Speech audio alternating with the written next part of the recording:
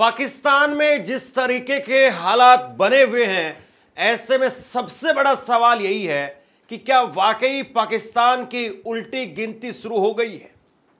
पाकिस्तान आखिरकार कितने दिनों तक टिक पाएगा। हालांकि वैसे कहा जाता है कि भारत के साथ में अगर पाकिस्तान की आधिकारिक तौर पर जंग होती है तो पाकिस्तान महज 3 दिन तक टिक सकता है।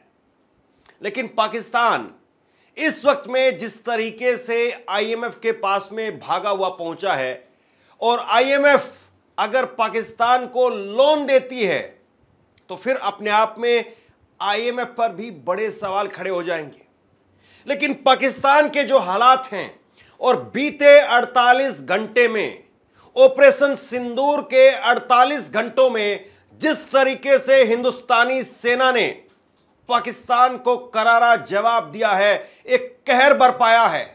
पाकिस्तान के अलग अलग शहरों में इस वक्त में ऐसा दहशत का माहौल है कि आप मत पूछिए। लाहौर में, कराची में, रावलपिंडी में, सियालकोट में एयरपोर्ट बंद कर दिए गए हैं। लाहौर में पाकिस्तान का एयर डिफेंस सिस्टम घुस करके उड़ा दिया गया। इस्लामाबाद में अफरा तफरी मची हुई है। रावलपिंडी में एक क्रिकेट मैच का स्टेडियम उसको उड़ा दिया गया।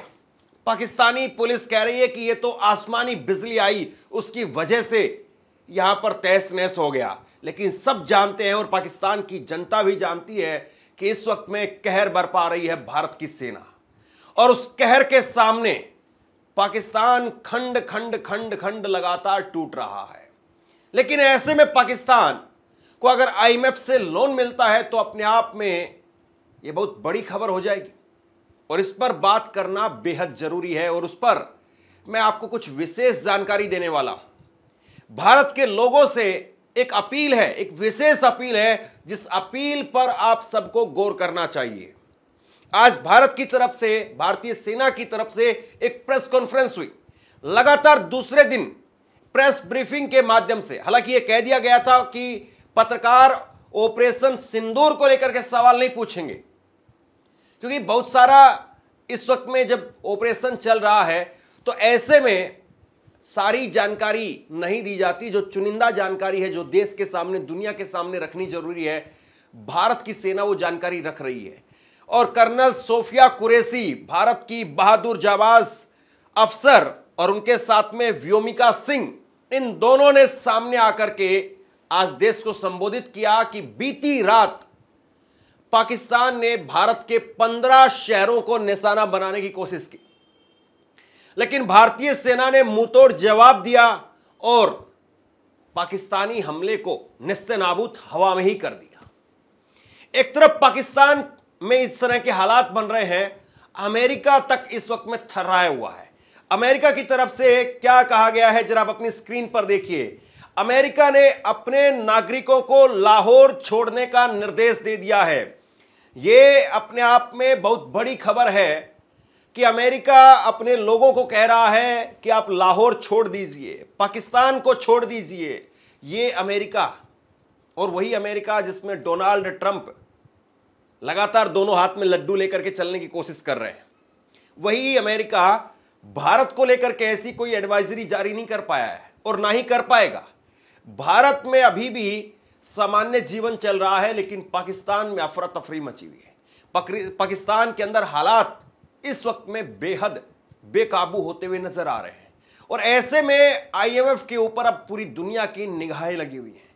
आईएमएफ क्या फैसला लेता है, इसको लेकर के पूरी दुनिया की निगाहें लगी हुई है। लेकिन जिस तरीके से आज भारत ने पाकिस्तान के अंदर लाहौर में एयर डिफेंस सिस्टम को उड़ाया है, ऐसे में पाकिस्तान और पाकिस्तान की सेना वो अब ज्यादा लंबे वक्त तक भारत के सामने टिक नहीं पाएंगी, ये बिल्कुल साफ हो गया है। आईएमएफ को लेकर के मेरे वरिष्ठ साथी पत्रकार विनय सुल्तान, उन्होंने एक लंबी चौड़ी पोस्ट लिखी है, और मैं चाहता हूं कि उस पोस्ट को सब देखें। और सभी देशवासियों से अपील है कि बेहद सतर्कता के साथ में, और इस वक्त में देश का साथ देने का सबसे जरूरी वक्त है। विनय सुल्तान क्या लिखते हैं, आपकी स्क्रीन पर देखिए। विनय सुल्तान ने एक लंबा पोस्ट किया है और रक्षा मामलों को लेकर के गहराई के साथ में रिपोर्टिंग करते हैं और उन्होंने लिखा है, बहुत जरूरी अपील है। 1948 से पाकिस्तान भारत के खिलाफ एक प्रॉक्सी वॉर चला रहा है। इस बेमकसद की जंग में हमने अब तक हजारों की तादाद में जवान और आम नागरिकों को खोया है। लाखों कश्मीरी पंडितों को विस्थापित होना पड़ा है। मुंबई, जयपुर, दिल्ली, पठानकोट, पहलगाम, पुलवामा, यह सिलसिला कहीं तो रुकना चाहिए। यह सिलसिला कहीं तो रुकना चाहिए। पहलगाम हमले के बाद में देश का हर नागरिक गुस्से में है। भारतीय फौज और राजनीतिक नेतृत्व अपने स्तर पर काम कर रहा है, लेकिन एक नागरिक के तौर पर हम पाकिस्तान के खिलाफ मुहिम चला सकते हैं। कल यानी 9 मई को IMF के एग्जीक्यूटिव बोर्ड की बैठक है। इसमें पाकिस्तान को मिले $7 बिलियन के लोन का रिव्यू होना है। अगर यह रिव्यू ठीक जाता है तो पाकिस्तान को $1.3 बिलियन का लोन मिल जाएगा। इसका इस्तेमाल पाकिस्तान हमारे आम नागरिकों को और जवानों को मारने के लिए करेगा। ऐसे में हमें IMF पर दबाव बनाना चाहिए कि वो पाकिस्तान को लोन ना दे। प्लीज पहलगाम हमले में शहीद हुए हमारे लोगों की तस्वीरें पोस्ट करें। पाकिस्तान में आतंकियों को मिल रहे फ्यूनरल की तस्वीरें पोस्ट करें। दुनिया को बताएं कि पाकिस्तान आतंकवादी देश है। मुझे नहीं पता ट्विटर पर चीजें कैसे ट्रेंड होती हैं, लेकिन मैं आप लोगों के भरोसे यह कोशिश कर रहा हूं। #Pakistan is a terror state, #stop funding terrorism. Please in 2 hashtag का प्रयोग करें। इस मैसेज को व्हाट्सएप ग्रुप में और दूसरे सोशल मीडिया ऐप पर भी शेयर करें। जय हिंद। देखिए, इस वक्त में बेहद सतर्कता के साथ में भारत के नागरिकों को भी एक अहम रोल अदा करने की जरूरत है। और IMF अगर पाकिस्तान को लोन दे देता है तो आप ये मान करके चलिए कि पाकिस्तान कुछ सांस ले पाएगा, वरना पाकिस्तान की हालत बहुत खस्ता है। पाकिस्तान में बैंकों के बाहर लोग लाइन लगा करके खड़े हुए हैं, लोग पैसे निकलवा रहे हैं। लोगों में इस बात को लेकर के दहशत है, डर है कि कहीं युद्ध का ऐलान हो गया तो ऐसे में सारे पैसे फ्रीज हो जाएंगे और ऐसे में वो पैसा नहीं निकाल पाएंगे और फिर पता नहीं पाकिस्तान का क्या होगा, किस तरीके से दिवालियापन निकलेगा। और ऐसे में जो जमा पैसा है पाकिस्तानियों का उनके बैंकों में, कहीं ऐसा ना हो कि फिर वो पैसा निकल ही ना पाए और सरकार राष्ट्रीय राहत कोष में उस पैसे को लगा दे, क्योंकि पाकिस्तान को फिर खड़ा होने में बड़ा वक्त लगेगा। पाकिस्तान में इस वक्त में राशन की दुकानों पर लाइन लगी हुई है। 3 गुना 4 गुना दामों पर आटा, दाल, चावल, चीनी ये मिल रहा है। और ये केवल मजाक की बात नहीं है, सच्चाई है। पाकिस्तान में इस वक्त में त्राहिमाम की स्थिति है।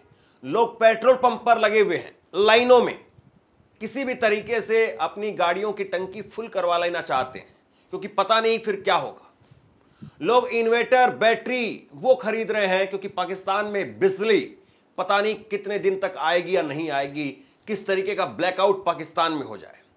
तो पाकिस्तान की इस वक्त में मौजूदा स्थिति में ऐसे हालात हैं और ऐसे हालात में भी पाकिस्तान के प्रधानमंत्री बाज नहीं आ रहे हैं। पाकिस्तान के प्रधानमंत्री लगातार उकसावे की भाषा बोल रहे हैं। कायदे से उनको चाहिए कि इस वक्त में भारत के सामने सरेंडर करें, पाकिस्तान में चल रहे आतंकी ठिकानों को निस्तेनाबूद करें और दुनिया के सामने एक नजीर पेश करें। शायद भारत फिर ऐसे में बातचीत की टेबल पर आ सकता है। लेकिन जिस भाषा में पाकिस्तान अभी बात कर रहा है, ऐसे में पाकिस्तान से बात नहीं हो सकती। पाकिस्तान के हुक्मरान खुद पाकिस्तान से परेशान आ गए हैं। आज पाकिस्तानी सांसद संसद में रोने लगे। पाकिस्तानी सांसद ने कहा, जो कि एक पूर्व मेजर भी है, उन्होंने कहा कि या खुदा, अब पाकिस्तान को आप ही बचा सकते हैं। जब भी गई है तो गोल्ड मेडल लेके आई है एक्सरसाइज में करें। तो इसलिए जनाब स्पीकर, ये बात वाजा कर देनी चाहिए, हमारी कौम यकजा है। मैं इन सब से कहूंगा कि मिल के चलो और अपने रब से रजू करो। रब काबा, हम तेरे आगे दरख्वास्त करते हैं, इस मुल्क की हिफाजत फरमाना जो तूने हमें अता किया है, और ये नबी सल्लल्लाहु अलैहि वसल्लम की दुआओं का है। आपने कायदे आजम को इंग्लैंड में मुलाकात की, ख्वाब में आए और उनको कहा कि जाओ वापस और जाके पाकिस्तान का मामला हल करो।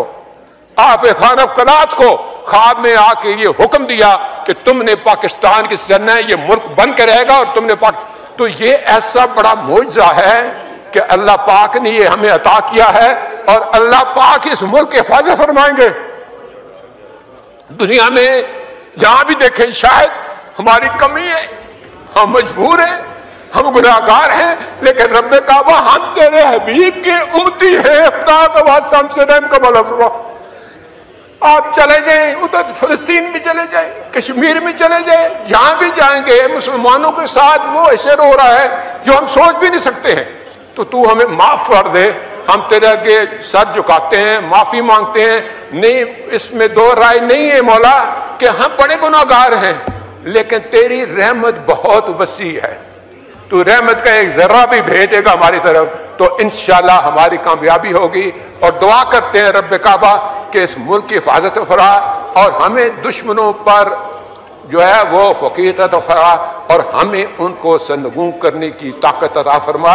मैं दुआ गो हूँ आर्म फोर्सेस के लिए, पाकिस्तानियों के लिए कि अल्लाह पाक हम सब की हिफाजत फरमाए और हमें आपस में जोड़ के रखे।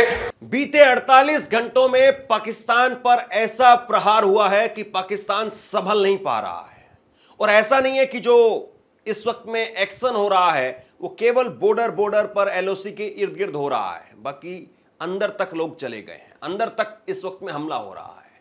अब अपनी स्क्रीन पर देखिए ड्रोन से किस तरीके से हमला किया गया है। कराची, छोर, मियानो, बावलपुर, लाहौर, चकवाल, अटक, रावलपिंडी और गुजरावाला, यहां अलग अलग जगह पर भारत अब ड्रोन से अपने ड्रोन, और एक खास किस्म के ड्रोन हैं, इनकी मारक क्षमता ये 1000 किलोमीटर तक सफर तय करके जा सकते हैं। वहां के पूरे इलाके का एरियल व्यू आपको बैठे बैठे मिल सकता है और उसके बाद में ये वहीं पर धमाका कर सकते हैं। पाकिस्तान का एयर डिफेंस सिस्टम जिस तरीके से तबाह हुआ है उससे पाकिस्तानी इस वक्त में बहुत सख्ते में है कि अब हम भारत की मिसाइल को कैसे रोक पाएंगे, क्योंकि पाकिस्तान में लगातार ये चर्चा हो रही है कि जिस वक्त में भारत ने अटैक किया उस वक्त में वो हमले आतंकी ठिकानों पर हुए और बिल्कुल सटीक हमले हुए, कहीं पर कोई चूक नहीं हो पाई, बिल्कुल सटीक ठिकाने पर हमले हुए हैं और पाकिस्तान की मिसाइलें रोक नहीं पाई। भले ही पाकिस्तान के प्रधानमंत्री कह रहे हो कि हमने 3 राफेल मार दिए हैं, ये सब झूठी और बेबुनियाद बातें हैं। कहीं पर भी आज 48 घंटे बीतने के बाद में भी वो सबूत पेश नहीं कर पाए। तो सोचिए पाकिस्तान इस वक्त में न केवल अपनी आवाम का गुस्सा झेल रहा है बल्कि पाकिस्तान के लोग, पाकिस्तान के सांसद अब उनसे सबूत मांगने लगे हैं। पाकिस्तान की संसद का नजारा आप देखिए, आपको पाकिस्तान की हालत समझ में आ जाएगी। कल मैं सुन रहा था CNN को, हमारा डिफेंस मिनिस्टर इंटरव्यू दे रहा था, तो इस तरह के इंटरव्यू तो मैंने जब सुना तो मैं हैरान हुआ कि एक एंकर उससे पूछते हैं कि आप कह रहे हैं कि पाकिस्तान ने 5 जहाज गिराए हैं, इसका कोई प्रूफ, कोई सबूत है? तो ये कहता है सोशल मीडिया।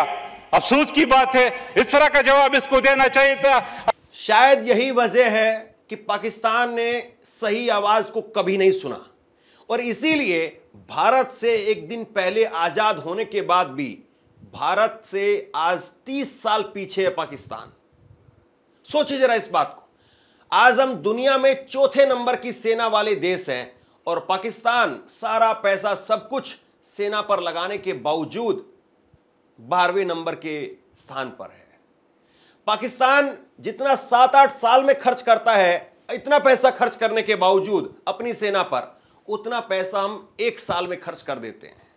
हमारा मुकाबला पाकिस्तान कर ही नहीं सकता है। लेकिन फिर भी जिस तरीके से पाकिस्तान लगातार हेकड़ी दिखा रहा है, पाकिस्तान के नेताओं की तरफ से जिस तरीके से बेतुके बयान निकल करके सामने आ रहे हैं और पाकिस्तान जिस तरीके से भारत में आम शहरियों को, आम नागरिकों को निशाना बना रहा है, ऐसे में पाकिस्तान अगर नहीं संभला तो पाकिस्तान के हालात बद से बदतर होते चले जाएंगे। और पाकिस्तान को अगर IMF से लोन मिल गया तो डोनाल्ड ट्रंप से भी सवाल पूछे जाने चाहिए कि आप क्या कर रहे हैं। एक तरफ भारत से दोस्ती की बात करते हैं और आईएमएफ का लोन कैसे सैंक्शन हो गया। लेकिन आपको भी इस वक्त में एक जागरूक और जिम्मेदार नागरिक की भूमिका अदा करनी है। पाकिस्तान इस वक्त में कई मोर्चे पर लड़ाई लड़ रहा है और पाकिस्तान की पूरी कोशिश है कि किसी न किसी तरीके से भारत में एक दुराव पैदा कर दिया जाए। इस वक्त में भारत में जबरदस्त एकता देखने को मिल रही है। आज सर्वदलीय बैठक हुई और सर्वदलीय बैठक में कांग्रेस समेत तमाम विपक्ष के नेताओं ने एक स्वर में कहा कि हम सरकार के साथ हैं, सेना जो कुछ कर रही है वो बिल्कुल ठीक कर रही है। और ऐसे में मौजूदा समय में सरकार की तरफ से, सेना की तरफ से, रक्षा मंत्रालय की तरफ से जो गोपनीय जानकारी हमें दी गई है उस पर हम बात नहीं करना चाहते। ये कह करके विपक्ष के नेता आगे चले गए। सपोर्ट दिया हमने। जो खारगे जी ने कहा वो सही है कि ऐसी चीजें हैं जो डिस्कस नहीं करनी है, तो बस सबने सपोर्ट किया। अब देखिए, भारत में एकता देखने को मिल रही है। भारत में विपक्ष हो चाहे सत्ता पक्ष हो, वो सब एक ही टेबल पर हैं और पाकिस्तान में हाहाकार मचा हुआ है। पाकिस्तान में एक दूसरे के सिर फोड़ने पर लोग उतारू हो गए हैं। ऐसे में सवाल यही कि पाकिस्तान कितने दिन टिक पाएगा। आप क्या सोचते हैं नीचे कमेंट बॉक्स में लिख करके जरूर बताइए। इस वीडियो को शेयर कीजिए और इसी तरह की तमाम खबरों के लिए ऑनलाइन न्यूज़ इंडिया को सब्सक्राइब कीजिए। धन्यवाद।